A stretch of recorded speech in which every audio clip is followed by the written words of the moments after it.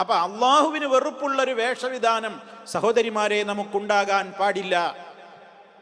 അതേപോലെ തന്നെ മൂന്നാമതായി നമ്മൾ മനസ്സിലാക്കേണ്ടത്, ആ വസ്ത്രം, സ്ത്രീ പുറത്തേക്ക് ധരിക്കുന്ന വസ്ത്രം അതേതാവട്ടെ, അവൾ ധരിക്കുന്ന വസ്ത്രം അത് കട്ടിയുള്ള വസ്ത്രമായിരിക്കണം, കനമുള്ള വസ്ത്രമായിരിക്കണം, നല്ല കട്ടിയുള്ളതായിരിക്കണം. അതായത് ശരീരത്തിൻ്റെ നിറമോ അതല്ലെങ്കിൽ അവൾ അടിയിൽ ധരിച്ചിട്ടുള്ള വസ്ത്രത്തെ നിഴലിച്ച് കാണിക്കുന്ന വിധത്തിലോ നേരിയ വസ്ത്രമായിരിക്കരുത്.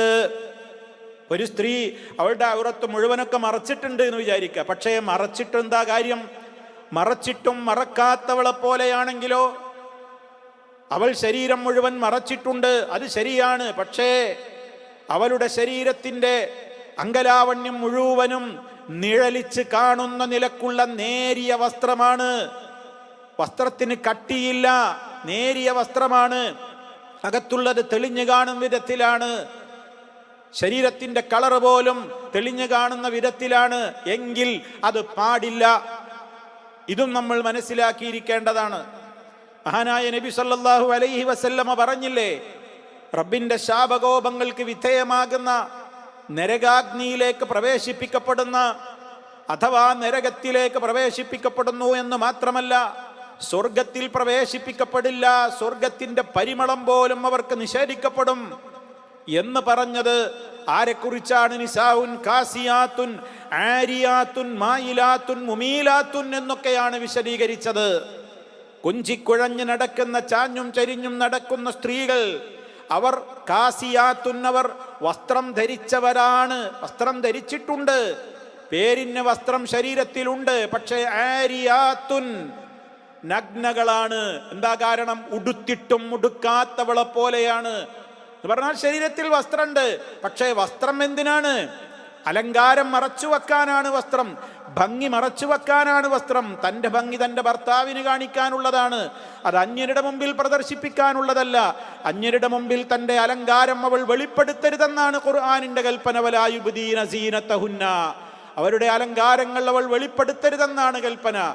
അപ്പോൾ ഇത്തരത്തിലുള്ള വസ്ത്രം ധരിച്ചാൽ, വസ്ത്രം ധരിച്ചിട്ടുണ്ട് പക്ഷേ അലങ്കാരം വെളിക്കാണ്, ഭംഗി വെളിപ്പെടുത്തുകയാണ്. അതുകൊണ്ട് തന്നെ അത് പാടില്ല എന്ന് നമ്മൾ മനസ്സിലാക്കണം.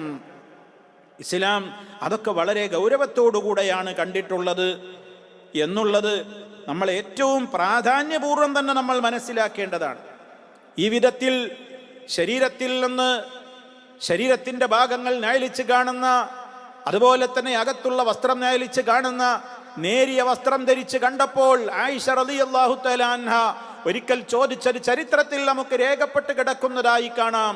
ആ സഹോദരിയോട് ചോദിച്ചത്, അമാ തഅലമീന മാ അൻസലല്ലാഹു ഫീ സൂറത്തുൻ നൂർ, സൂറത്തുൻ നൂറിൽ അല്ലാഹു അവതരിപ്പിച്ചത് എന്താണെന്ന് നിനക്കറിയില്ലേ എന്നാണ് ആ സഹോദരിയോട് ചോദിച്ചത് എന്നുള്ളത് വളരെ ഗൗരവമാണ് ഈ വിഷയം എന്ന് നമ്മെ കൃത്യമായി തന്നെ ബോധ്യപ്പെടുത്തുകയാണ്.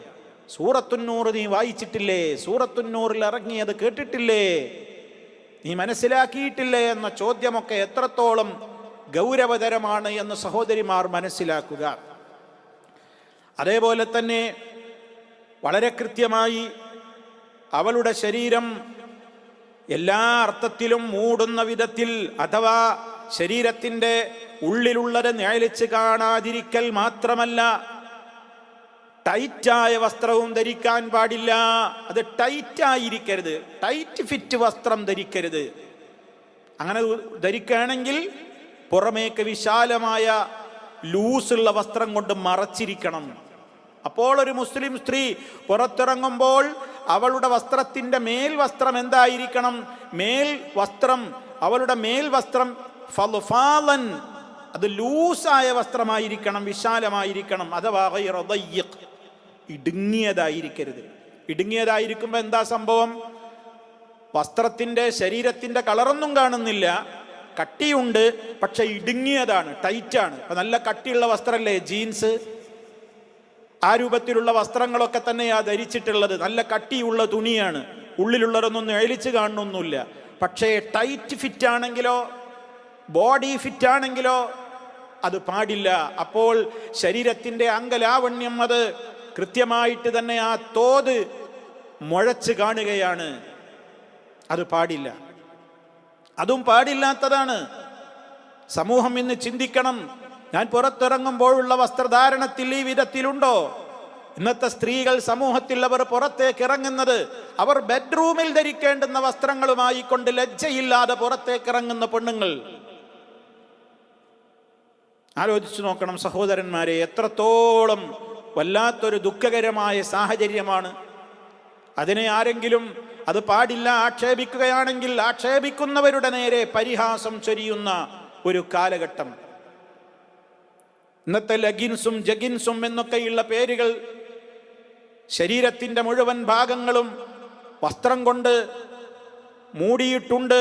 ഒരു വേള ഇല്ല, ശരീരത്തിൻ്റെ പല ഭാഗങ്ങളും കാൽവണ്ണയും അതുപോലെ തന്നെ വയറും നെഞ്ചും കഴുത്തും തലയും എല്ലാം വെളിവാക്കിക്കൊണ്ട് അവളുടെ ശരീരത്തിൻ്റെ സൃഷ്ടിപ്പിലുള്ള ഏതെല്ലാം അംഗലാവണ്യങ്ങളുണ്ടോ അവയൊക്കെ മറ്റുള്ളവരുടെ മുമ്പിലേക്ക് പ്രദർശിപ്പിച്ചുകൊണ്ട് ഇറങ്ങുന്ന ഈ ഇറക്കം എല്ലാവരുടെയും ശാപത്തിന് കാരണമാകും. സഹോദരിമാരെ, എത്രയാളുകളുടെ കണ്ണുകളെ കൊണ്ടാണ് അവരുടെ മനസ്സിലേക്ക് തെറ്റായ വിധത്തിലുള്ള മെസ്സേജുകൾ നൽകും വിധത്തിലുള്ള എത്രയെത്ര നോട്ടങ്ങൾക്കാണ് ഈ വിധത്തിൽ പുറത്തിറങ്ങുന്ന സ്ത്രീകൾ കാരണമായി തീരുന്നത് എന്നത് തന്നെ ആലോചിച്ചാൽ പോരെ എത്ര ഗുരുതരമാണ് വിഷയം എന്ന്.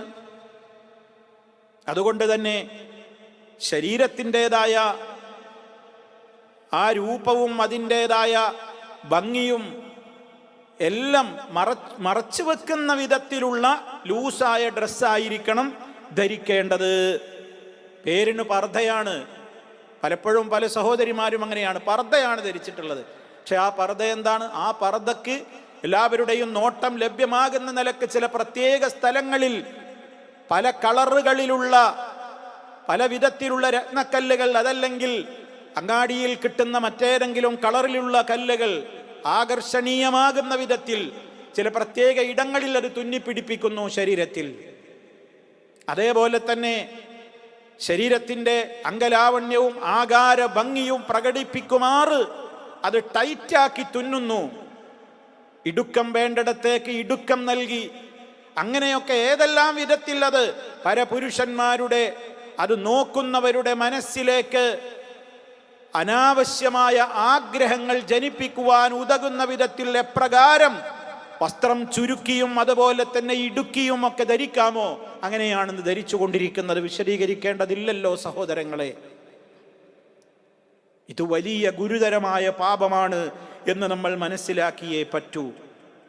അതുകൊണ്ട് തന്നെ ശാരീരികമായി ആ നിലക്ക് കൃത്യമായി തന്നെ മറയുന്ന വസ്ത്രധാരണമാണ് നമ്മളിൽ നിന്നുണ്ടായിരിക്കേണ്ടത്.